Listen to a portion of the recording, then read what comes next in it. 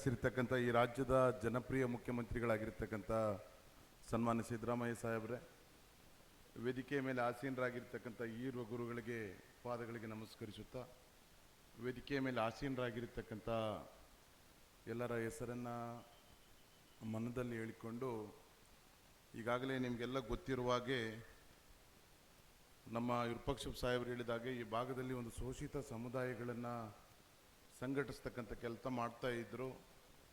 ಭಾಳ ಕೆಲಸ ಮಾಡಿದ್ರು ಅವರು. ಕೆಳ ಹಂತಕ್ಕೆ ಹೋಗಿ ಕೆಲಸ ಕಾರ್ಯಗಳನ್ನು ಮಾಡಿದರು. ಈ ಭಾಗದಲ್ಲಿ ಎಲ್ಲ ಜನರ ಮನಸ್ಸನ್ನು ಗೆದ್ದಿದ್ರು. ನಾವ್ಯಾರೂ ಕೂಡ ಅಂದ್ಕೊಂಡಿರಲಿಲ್ಲ ಅವರು ಇಷ್ಟು ಬೇಗ ಇದಾಗ್ತಾರೆ ಅಂತೇಳಿ ಅಂದ್ಕೊಂಡು. ಯಾವತ್ತೂ ಕೂಡ ಆ ಮೌಢ್ಯದ ವಿರುದ್ಧ ಜನರನ್ನು ಜಾಗೃತಿ ಮಾಡ್ತಾ ಇದ್ರು, ಸಮಾಜವನ್ನು ಕಟ್ತಾ ಇದ್ರು. ಅವ್ರು ಇನ್ನು ಹೇಳ್ತಾ ಇದ್ರು ವಿರೂಪಾಕ್ಷಪ್ಪ ಸಾಹೇಬ್, ಇಡೀ ದೇಶದ ಮೂಲೆ ಮೂಲೆಯಿಂದ ಅಪರಿಚಯಸ್ಥರನ್ನೆಲ್ಲ ಕರೆಸ್ತಾ ಇದ್ರು, ಯಾರಂತ ಗೊತ್ತೇ ಇರಲ್ಲ ಅಂತಂಥವ್ರನ್ನೆಲ್ಲ ಕರೆಸಿ ಸಮಾಜಗಳನ್ನು ಪರಿಚಯ ಮಾಡಿಸ್ತಕ್ಕಂಥ ಕೆಲಸವನ್ನು ಸಾಂಸ್ಕೃತಿಕ ಕಾರ್ಯಕ್ರಮಗಳ ಮಾಡುವ ಮುಖಾಂತರ ಈ ಭಾಗದಲ್ಲಿ ದೊಡ್ಡ ಒಂದು ಕ್ರಾಂತಿಯನ್ನು ಮಾಡಿದ್ರು. ಅಂಥವ್ರನ್ನ ಇವತ್ತು ಕಳೆದುಕೊಂಡು ನಾವೆಲ್ಲ ಈ ನಾಡಿನಲ್ಲಿ ತಬ್ಬಲಿಗಳಾಗಿದ್ದೇವೆ. ಗುರುಗಳ ಇಚ್ಛೆ ಇತ್ತು, ದೊಡ್ಡ ಪ್ರಮಾಣದಲ್ಲಿ ಶಿಕ್ಷಣ ಸಂಸ್ಥೆಯನ್ನು ಕಟ್ಟಬೇಕು ಅಂತಕ್ಕಂಥ ಏನು ಇಚ್ಛೆ ಇತ್ತು, ಆ ಇಚ್ಛೆಯನ್ನು ಪೂಜ್ಯರು ಇರುವವರು ಕೂಡ ಅದನ್ನು ಪೂರ್ತಿಗೊಳಿಸ್ತಾರೆ. ಸನ್ಮಾನ್ಯ ಮುಖ್ಯಮಂತ್ರಿಗಳು ಅದಕ್ಕೆ ಸಾಥ್ ಕೊಡ್ತಾರೆ ಅಂತಕ್ಕಂಥ ಒಂದು ನಂಬಿಕೆ ಇದೆ.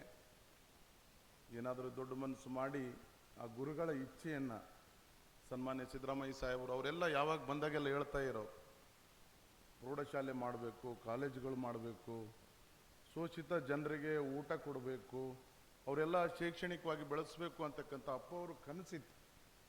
ಆ ಕನಸನ್ನು ಈಡೇರಿಸ್ತಕ್ಕಂಥ ಕೆಲಸವನ್ನು ಸನ್ಮಾನ್ಯ ಸಿದ್ದರಾಮಯ್ಯ ಸಾಹೇಬರು ಮಾಡ್ತಾರೆ ಅಂತಕ್ಕಂಥ ವಿಶ್ವಾಸದೊಂದಿಗೆ ಪೂಜ್ಯರನ್ನು ನೆನೆದು ಇವತ್ತು ಅವರು ದೈಹಿಕವಾಗಿ ನಮ್ಮನ್ನು ಬಿಟ್ಟು ಹೋಗಿರ್ಬೋದು. ಆದರೆ ಅವರು ಮಾಡಿರ್ತಕ್ಕಂಥ ಕೆಲಸ ಕಾರ್ಯಗಳು, ಪ್ರೀತಿ ವಾತ್ಸಲ್ಯಗಳು, ಯಾವ್ಯಾವ ಕಷ್ಟದಾಗಿದ್ದಂಥ ಸಂದರ್ಭದಲ್ಲಿ ಎಲ್ಲರನ್ನ, ಒಂದು ಪಕ್ಷ ಅಂತಲ್ಲ, ಇಡೀ ಸರ್ವಜಾತಿ ಜನಾಂಗದವ್ರ ಜೊತೆಗೆ ಉತ್ತಮವಾದ ಸಂಬಂಧ ಇಟ್ಕೊಂಡು ಸದಾ ಎಲ್ಲರ ಜೊತೆ ಬೆರೀತಕ್ಕಂಥ ಒಬ್ಬ ಗುರುಗಳು ಅವರು. ಇವತ್ತು ಅವ್ರನ್ನ ಕಳ್ಕೊಂಡು ಅತ್ಯಂತ ನಷ್ಟ ಈ ನಾಡಿಗೆ ಆಗಿದೆ ಅಂತಕ್ಕಂಥದ್ದನ್ನು ಈ ಸಂದರ್ಭದಲ್ಲಿ ಹೇಳಿ, ಮತ್ತೊಮ್ಮೆ ಅವರ ಒಂದು ಆತ್ಮಕ್ಕೆ ಶಾಂತಿ ಸಿಗಲಿ, ಅವರ ಕನಸುಗಳನ್ನು ನನಸು ಮಾಡ್ತಕ್ಕಂಥ ಕೆಲಸವನ್ನು ಪೂಜ್ಯರು ಹಿರಿಯರು ಮಾಡಲಿ ಅಂತೇಳಿ ಹೇಳ್ತಾ ನನ್ನ ಮಾತನ್ನು ಮುಗಿಸ್ತೀನಿ.